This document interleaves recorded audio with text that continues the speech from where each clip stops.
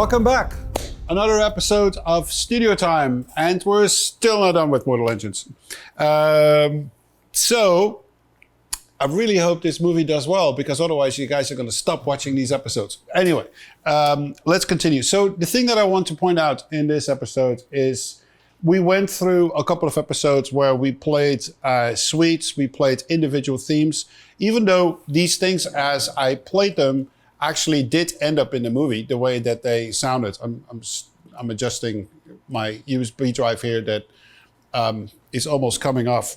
That's the downside of using gaffer tape to use like stuff to stick to the surface. I just happen to love gaffer tape, but it's not the greatest way to mount an object to another object, but it's the fastest way. So sometimes you just have to, adjust it a little bit or use some new gaffer tape.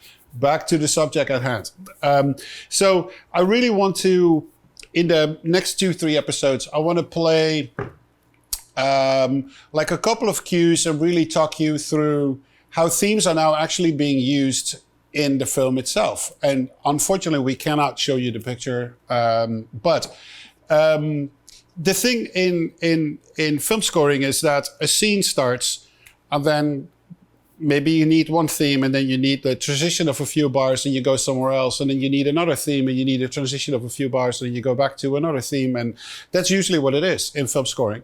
And this comes primarily really important in dialogue scenes. So this is a scene that is a dialogue scene between Tom and Catherine, and it's early on in the film, and they're discussing all these issues and problems and potentially what's going on in the world and what's not going on. And all these different themes are now basically being presented to you. So when it's something particular to Tom, we hear a little bit of his theme. When it's very much focused on Catherine, we hear something of her. When they talk about the weapon, Medusa, then there's a little bit of that. And then when they talk about this, there's a little bit of that. So it constantly goes back and forth between all these themes. So in this episode, I don't want to show you any programming or production or anything like that. I have the final mix result here. We went over the mixing. We don't need to discuss it at this point. I just want to talk about the music. So I want to play the cue from beginning to end with a bunch of start and stops and just explain to you what happened here musically and thematically based on the previous episodes that you maybe have seen. And if you haven't seen them, see them first before you see this. Okay, here we go. I'm just gonna hit play. I'm not gonna play too loud in the room so I can potentially talk about it.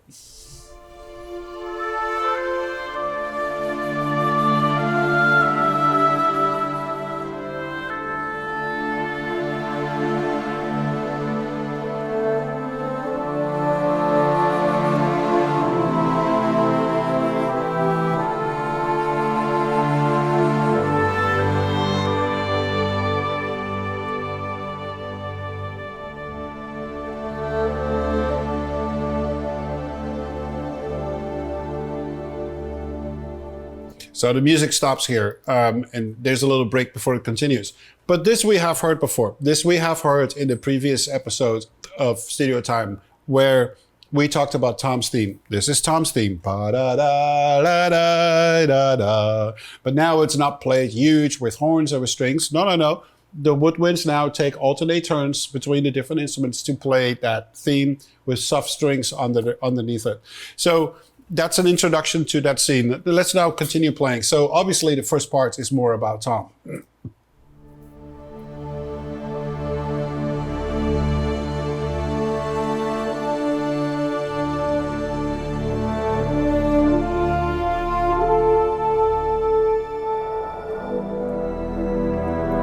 Okay, let me stop right there. So that little bit there is Catherine's theme. Da, da, da, da, da, da. So we also covered that in the last episode. So after that, what happens after that? Well, then we go to musically like No Man's Land. Let's put it that way. So Tom starts explaining something in the movie, and it doesn't need to be very thematic. It needs to fit the vibe and the atmosphere, what he's talking about, until we get to the point where a theme clearly comes in. And I will stop right after that.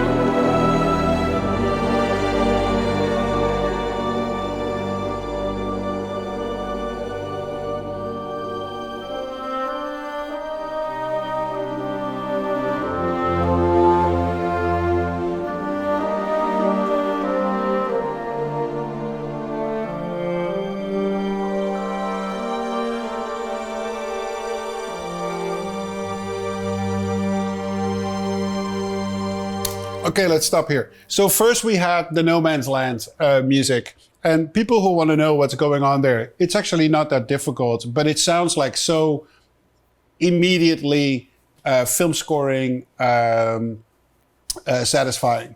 And what happens there harmonically, which is used by a million film composers, is what we call the mediant relationship between chords.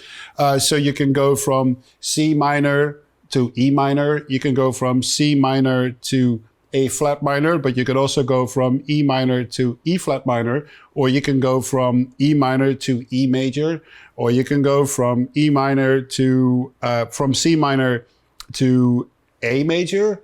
Or A minor, and it gives all these really interesting twists and turns. You should try this on the piano at home if you're not familiar with it, and it sounds instantly gratifying music film score. But when we continued, when I put my finger up, we were going to the B part of Tom's theme, played by the woodwinds. So that's that little section right here. So that's when we went back to Tom, where it was, the picture was demanding it, or the dialogue was demanding it, to go back to his theme. Okay, so now let's continue playing the cue.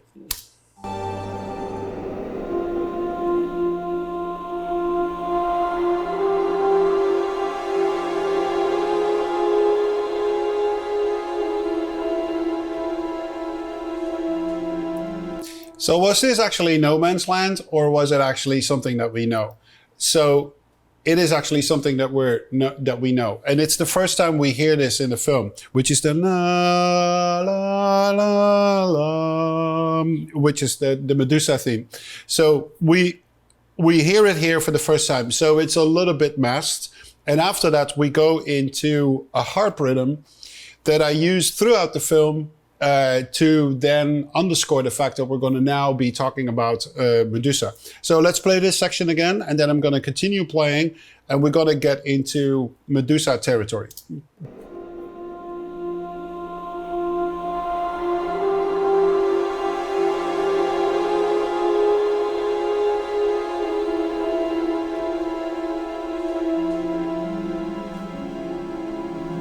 That's the harp, and here we go with the full theme.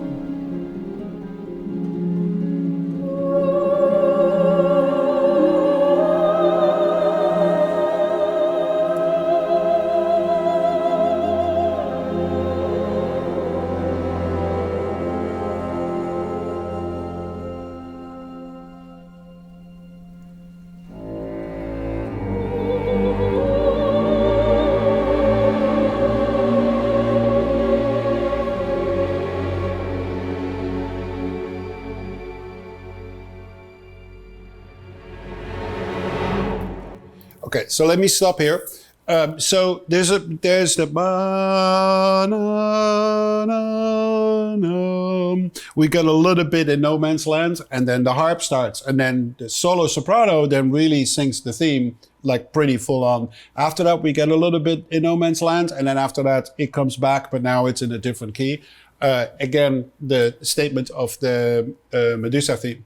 So now let's keep on playing this cue.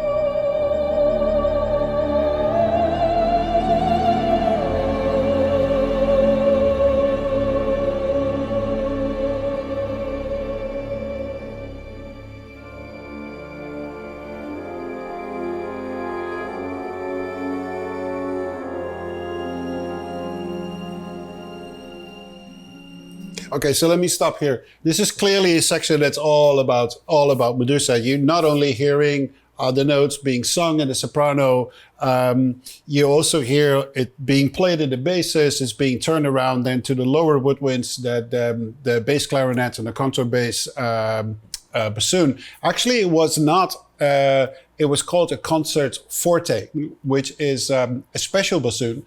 and there are only a few in the world. And actually, the bassoon player of the orchestra happened to have a contra forte bassoon, and it has a really nice growling low end here. So they also take a turn at that theme at the really low end, and so it goes back to the high end, and then in between there's some chords here and there that are no man's land that we talked about, to then connect it again with the start of the theme. So when this melody starts, obviously it has something to do with what we see in the picture or what is being said, and then it's an answer to that. So sometimes you need like a few bar counts or sometimes 2 bars or something just to go somewhere else. And then it's like, okay, here we need to start again based on what the picture is telling you what needs to happen. Okay, so that's where we just stop playing. I'm just going to continue playing and then see what happens there.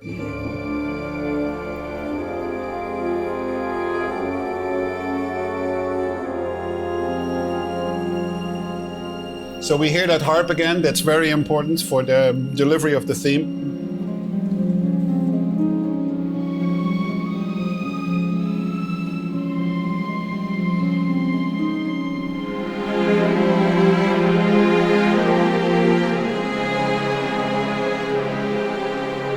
I would say the reason why I did that is not because it doesn't sound great. I actually really love the sound of it. But it's that when we start to get a little bit into no man's land again. So let's back up a little bit and just play from there. So the moment the harp gets introduced, like, this is going to be about Medusa. So the harp was not part of the original suite. That idea became later. So in all the cues that then involved Medusa, we hear this harp.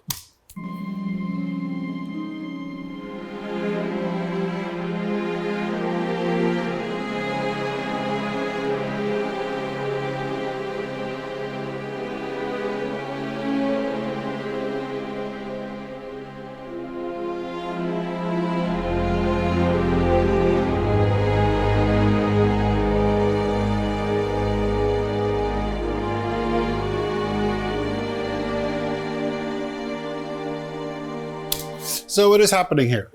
So the string section and brass section there, again, it's that mediant relationship between the median stands for 3, third. So it's that relationship between chords that are a third apart, whether minor or major. But it does have a little bit of thematic material of Medusa in there when you hear na na na or na na na. So that last bit of the line there. So let's play this one more time and see if you can pick up on it, and then we'll continue playing.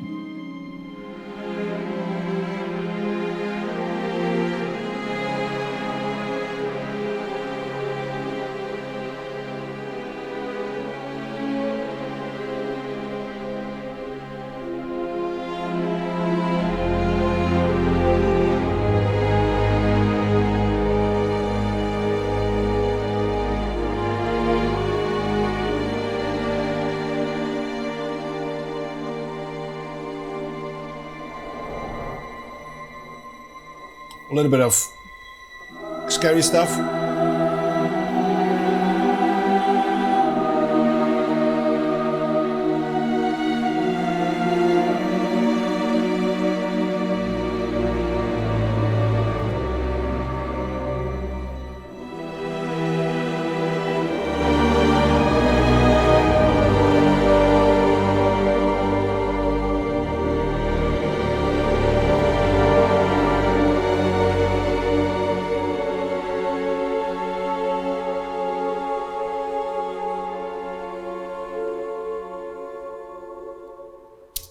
So this last section that we played, you really hear a lot of these different chord moves, but you also constantly hear the themes coming back and just playing on it. And when I mean the themes, I mean the Medusa theme. It constantly, la, la, la, la, la. It comes back, and it always, like that one section in there almost reminds me a little bit of the Godfather, where there's some sort of a similar twist. So it's constantly playing with that line and see where it could put to use while you're having these different chords. So you still have a reminder. Is like, oh yeah, no, we're talking about this character, we're talking about this thing.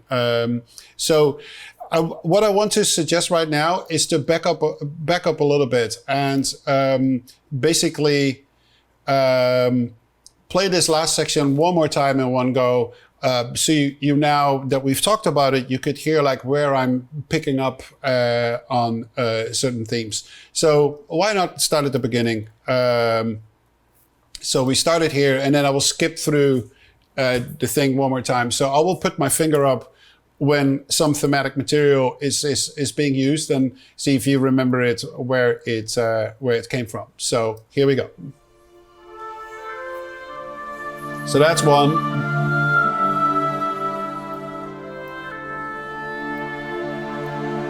Which is a version of Tom's theme.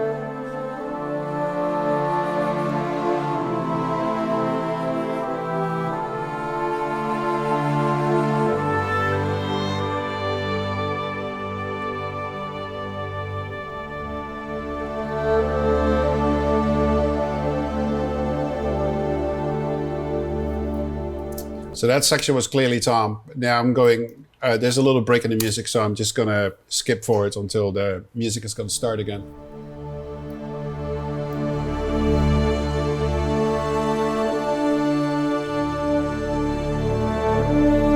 That's Catherine's theme. No Man's Land.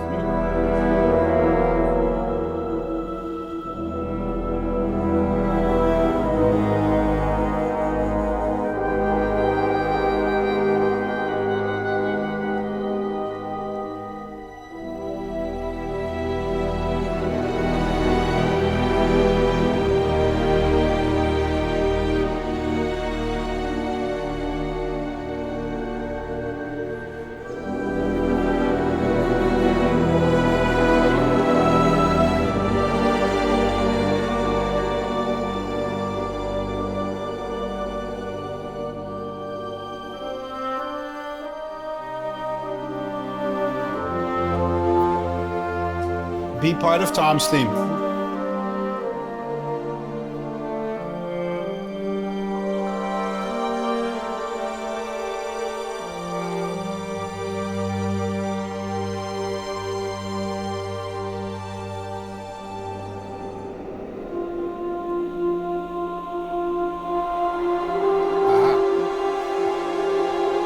Slightly hint at the Medusa theme. With just 4 horns, I think I recorded it, or maybe 6. The harp comes in, which is significant for Medusa. And here we get the theme.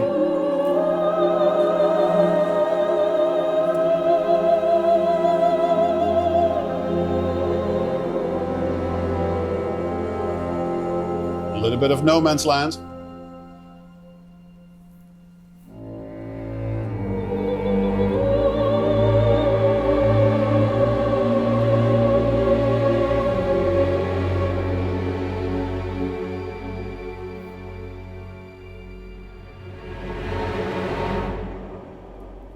A little quiet in the movie before the music starts again. Another statement of Medusa.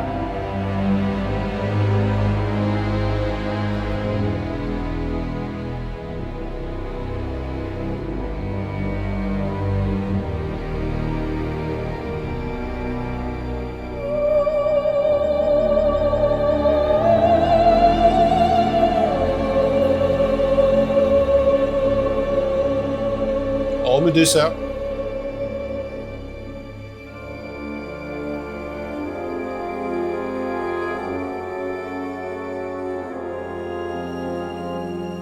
More Medusa.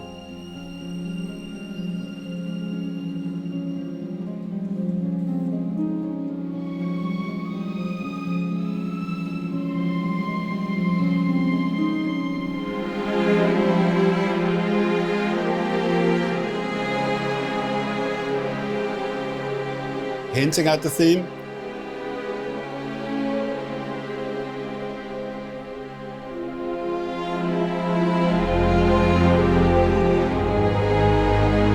Medium relationship with the chords, but there's still stuff in there that reminds you of the theme.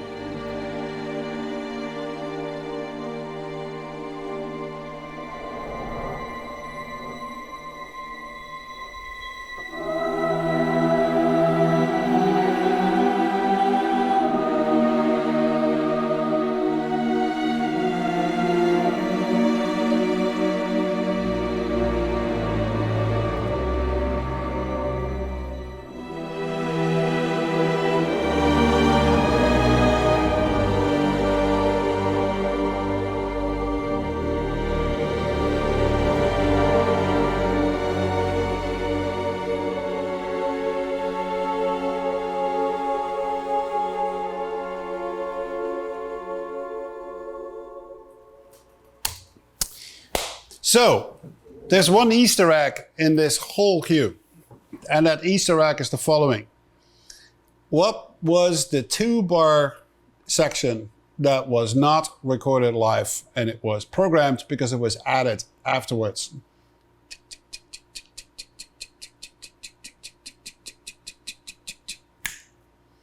And the answer is 2 bars of harmonics for the violins.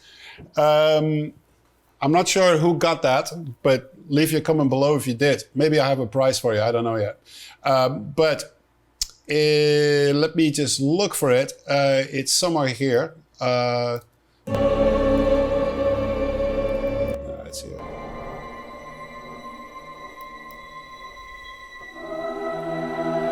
No, it's not there. Maybe here.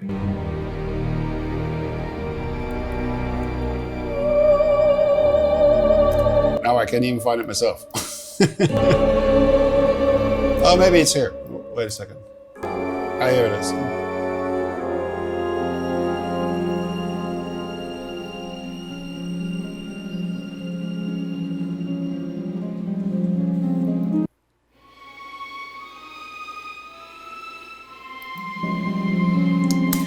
Okay, this is stuff that is really realistic in film scoring. A small little topic on top of the topic of the cue theme is that on this movie there were things I needed to change, like latest moment, that there was no time to book the orchestra again, fly back to New Zealand and record it, and that's when you just have to fix it with samples.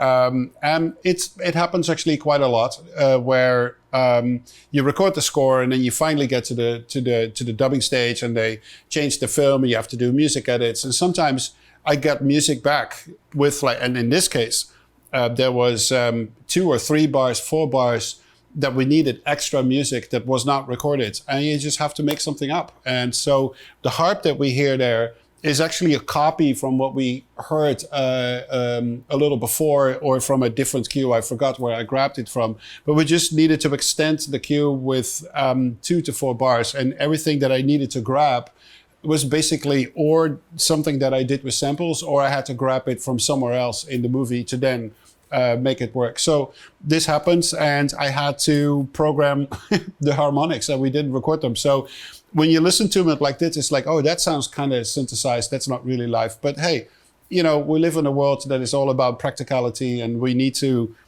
deliver to these filmmakers what they really want without making it too difficult. And too difficult for a section like this would be, let's fly back to New Zealand, let's get all the players back in one room and record those 2 bars and spend like another $100,000 or so doing it. That's not going to make people very happy. But doing this quickly with samples and then send it back out and it's exactly what they want, that is making people very happy. Okay, that was that. I hope you liked this episode. So this episode is all about how themes are now being put to use into a cue. So we covered an underscoring cue right now, which I've always said in other episodes. The hardest thing in the movie is to score underscore cues. It's not hard to do an action scene. It's not hard to do some other scenes. This is the really hard part. When they're talking to one another, when they're explaining stuff, when you see pictures, when you see movies or whatever, you need to make a 3-4 minute cue that, you know, goes around the dialogue so naturally and leaves holes and emphasize the tension on the right moment. So those are the hardest scenes to score, actually. Nevertheless, that was the end of this episode. I really hope you enjoyed it. And the next episode, we'll do the same thing, but then for an action cue. We completely take it apart with the themes, where they happen, how they happen, everything that goes with it. Okay, see you on the next episode. Bye.